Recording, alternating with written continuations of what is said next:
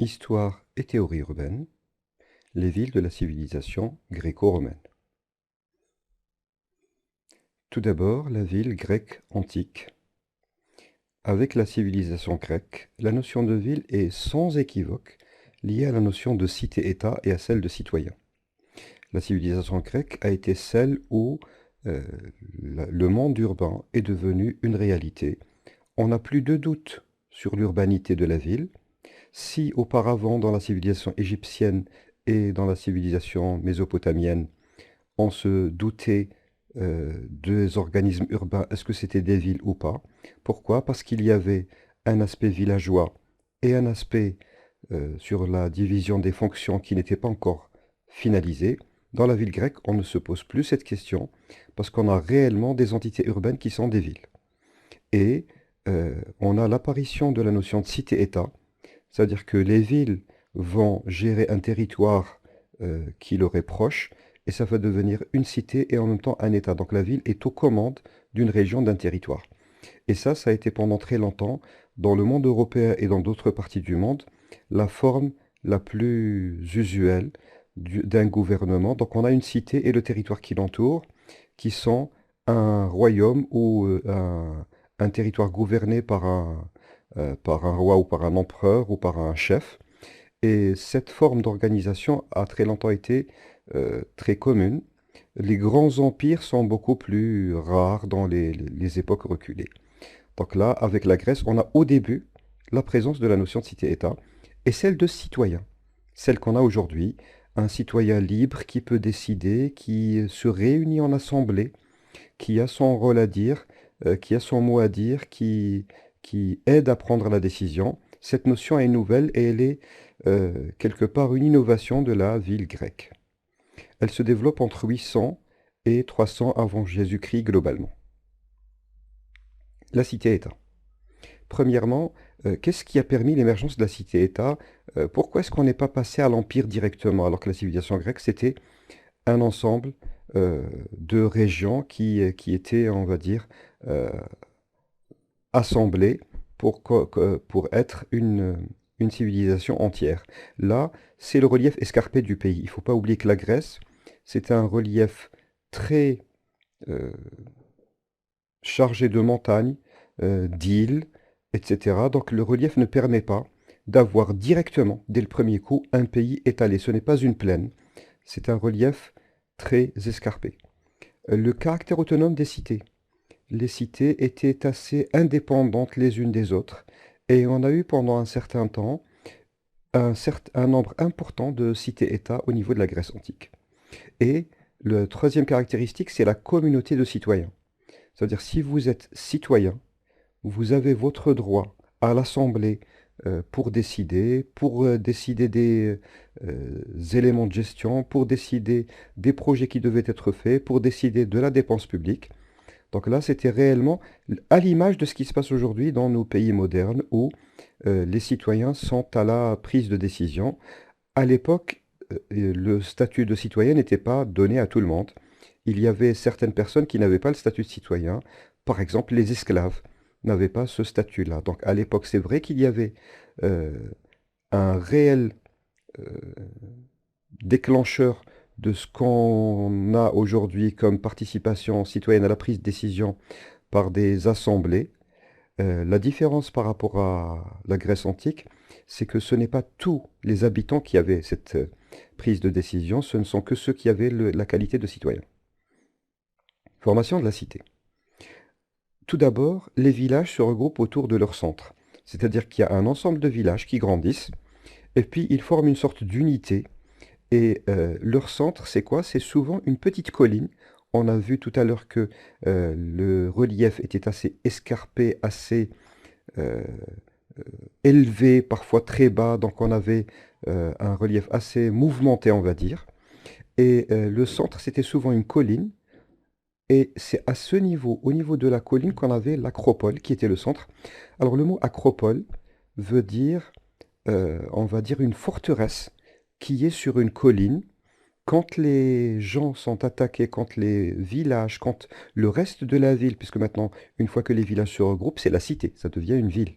Si la ville est attaquée, eh ben, les habitants se réfugient au niveau de cette colline qu'on appelle acropole.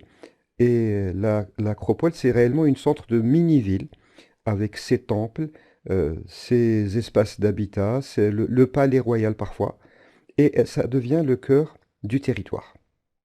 Ce processus est lent et empreint d'aspects spirituels et religieux. N'oublions pas la présence de divinités, euh, qui est très forte, qui a beaucoup imprégné la culture grecque et qui a beaucoup sous-tendu la création de la ville, l'unité, le lien entre les cités et finalement même la manière de faire l'architecture. Il y a eu plusieurs événements architecturaux. On a eu la naissance de plusieurs ordres, différents types de colonnes, l'utilisation de la symétrie, beaucoup de choses qui vont revenir après et vont inspirer une architecture qu'on appellera plus tard classique. L'acropole, voici l'acropole d'Athènes. On voit bien que c'est sur une colline, sur un mont. Il y a le temple, il y a le palais et il y a beaucoup d'autres espaces et elle est fortifiée. Et ça permet, vous le voyez bien, que si on est attaqué quelque part, de se protéger, d'être dans un lieu un peu retiré et difficile d'accès. Le mot acropole a aussi été pendant un certain temps associé à forteresse. La ville grecque, quelles sont ses caractéristiques? Premièrement, le tracé régulier. On parle de tracé hippodamien ou hippodamos de Milet, qui a été un ingénieur à l'époque grecque qui a généralisé l'utilisation du tracé en damier. Et d'ailleurs, le tracé en damier ou le tracé en échiquier porte son nom parce qu'il a tenté de le généraliser et d'en faire un canon de la ville grecque. Ça s'appelle tracé hippodamien. La division fonctionnelle de l'espace, on a un espace qui est divisé en plusieurs entités, un espace politique, un espace religieux, un espace de rencontre, un espace d'échange. Une partie pour la défense, c'est aller pousser plus loin la division des activités de la ville. C'est pour ça que, à l'époque de la ville grecque, vous ne trouverez pas de débat sur est-ce que telle ville grecque est une ville ou c'est encore une entité villageoise qui est en train de se transformer pour devenir une ville. Chose qu'on pouvait se poser à l'époque de la civilisation, notamment en Mésopotamie. Il y a l'agora. L'agora qui était la place publique centrale. L'agora, il faut la comprendre comme un ensemble d'activités. Il y avait donc dans l'agora, vous imaginez, l'assemblée des citoyens. Les citoyens se rencontraient pour prendre des décisions. C'était aussi un espace où il y avait des espaces du pouvoir, peut-être la présence d'un palais ou d'une extension du palais royal. Il y avait aussi des espaces comme des temples. Et en même temps, le mot agora a été associé aussi à place de marché. Donc c'était les activités les plus importantes de la ville. Et ce mot agora est resté jusqu'à aujourd'hui. Il est utilisé comme, même sur Internet, quand vous entendez parler d'un site où il y a un agora, c'est peut-être un espace d'échange. Donc le mot agora a longtemps impacté l'humanité et est devenu aujourd'hui synonyme ou symbole d'échange, d'avis, de discuter, d'espace de dialogue, etc. Et enfin le palais, qui était le centre du pouvoir, le roi, le gouverneur, le gestionnaire de la cité avait son propre palais et décidé, donc il avait un espace qui lui était propre. Ce n'est pas juste des maisons pour des gens riches, c'est le palais du roi, de la personne responsable de la ville. Donc là, on a le plan hippodamien. Il est très typique. Ce qui est particulier, c'est qu'on utilise le plan hippodamien dans un pays très escarpé. Et puis on a l'agora, l'agora d'Athènes. On a quelques images qui nous montrent que l'espace n'était pas juste une place publique, mais un ensemble d'éléments qui étaient tout autour. Juste après, il y a eu l'Empire romain, et ils sont un peu dans la continuité. La civilisation romaine va continuer sur les pas de la civilisation grecque en termes de tracé urbain. La manière de faire la ville, la civilisation grecque a beaucoup inspiré la civilisation romaine. L'inspiration de la ville romaine est double. Premièrement, la Grèce antique, ça c'est clair. Et les fondements des Étrusques dans l'urbain. Les Étrusques sont les populations qui habitaient l'Italie avant la présence de l'Empire romain. Et les Étrusques aussi avaient une manière de faire la ville qui était très organisée, très ordonnée. L'Empire romain n'est pas né du néant, il est né sur les traces ou sur un héritage qui a été laissé par deux civilisations voisines, les anciens Italiens qui habitaient la péninsule euh, italienne et la Grèce antique.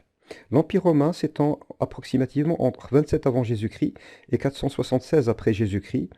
Il est vrai que certains historiens parlent de l'Empire romain qui a été déchu en 1400 et quelques. Oui, mais ça, on parle principalement de l'Empire byzantin.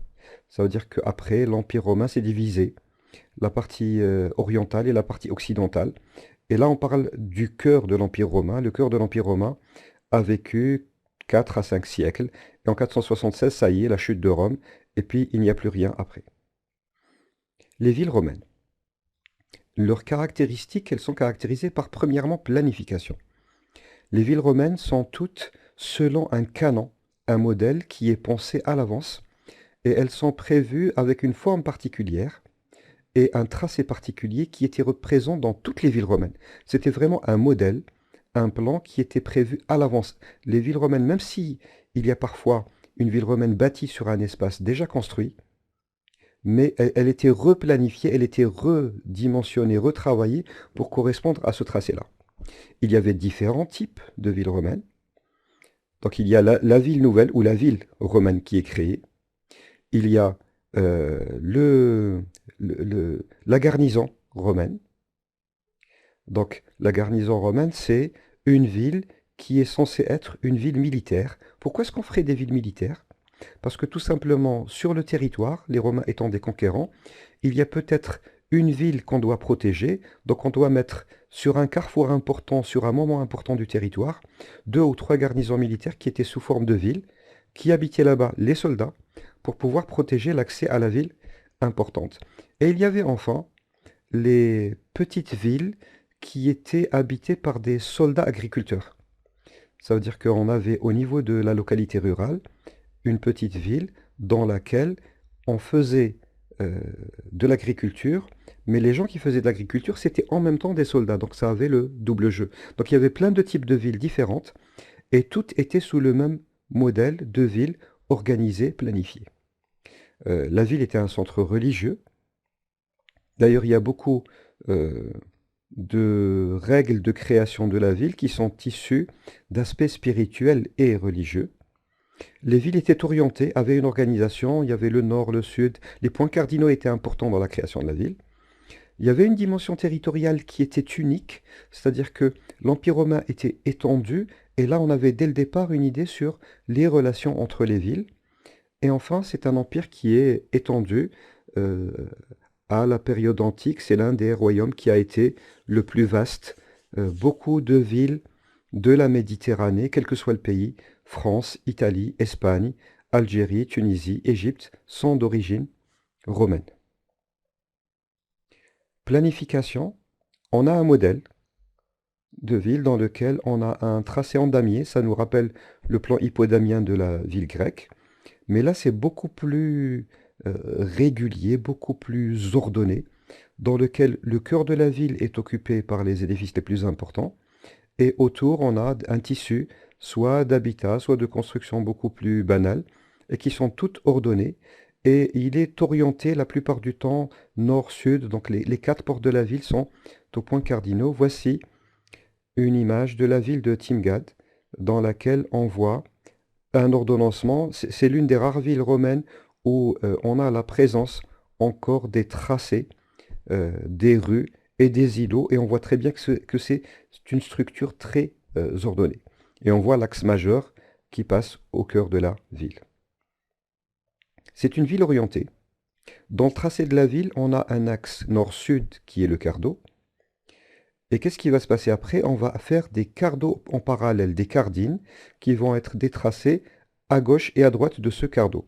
Puis on a le décumanus qui est l'axe est-ouest, qui représente la course du soleil, et qui lui va avoir des parallèles qui sont des décumanis ou des petits décumanus. Donc on a un quart d'eau maximus, un quart d'eau principal, un décumanus principal, et à l'intersection on a le forum, la place la plus importante. Le mot forum représente la place publique, c'est un peu à l'image de l'agora, la place où se prennent les décisions, où il y a le palais royal. C'est aussi l'espace. Le mot forum vient du mot foré ou ferré, qui veut dire commerce. dans la langue des Étrusques. Et donc là, on a aussi une place d'échange et une place de marché. Et on a aussi la présence des équipements les plus importants, le tribunal ou un certain nombre d'espaces importants qui sont à côté du forum. Donc on a un tracé par deux voies importantes, la place publique la plus importante et les équipements. Et puis vous imaginez que lorsque on trace l'enceinte, les murailles de la ville, l'intersection du cardo avec l'enceinte et du décumanus avec l'enceinte, on a les quatre portes principales de la ville. La ville romaine comportait souvent quatre portes à l'intersection du cardo ou du décumanus avec cette enceinte qui était souvent rectangulaire ou carrée. La dimension territoriale. L'Empire romain envoie sur cette carte le tracé des routes sur le territoire et on voit bien l'étendue sur tout le bassin méditerranéen et ça va même jusqu'en Royaume-Uni ou jusqu'en en Angleterre. Donc là, le tracé des routes, les Romains étaient des conquérants et ils avaient une vision pas uniquement à l'échelle urbaine, mais une vision à l'échelle territoriale. Et on voit par exemple le tracé d'une route romaine avec son pavage caractéristique. Les édifices importants, on a l'amphithéâtre, on a les aqueducs pour l'amener de l'eau au niveau des villes. Beaucoup de régions de la Méditerranée possèdent un peu ce type d'ouvrage d'aqueduc, on les retrouve un peu éparpillés. Le cirque, qui était au début utilisé par rapport aux animaux, puis ça a changé. Ça, c'est un temple dans une ville romaine de Gemila. Le cirque est celui de Rome. Un amphithéâtre. Et enfin, un forum avec quelques-uns de ces éléments les plus importants. La ville romaine, à la différence de la ville grecque, c'est qu'elle est présente dans énormément de pays et beaucoup de villes sont à l'origine des fondations ou des créations romaines parce que les Romains choisissaient toujours l'emplacement le plus stratégique et avaient une trame assez élaborée, assez bien organisée. Et beaucoup de villes qui se sont construites par la suite ont gardé le même endroit parce que c'était un endroit stratégique et la même manière de faire parce que c'était bien organisé, bien planifié. On retrouve dans beaucoup de pays des villes qui sont issues de l'Empire romain. Merci pour votre attention.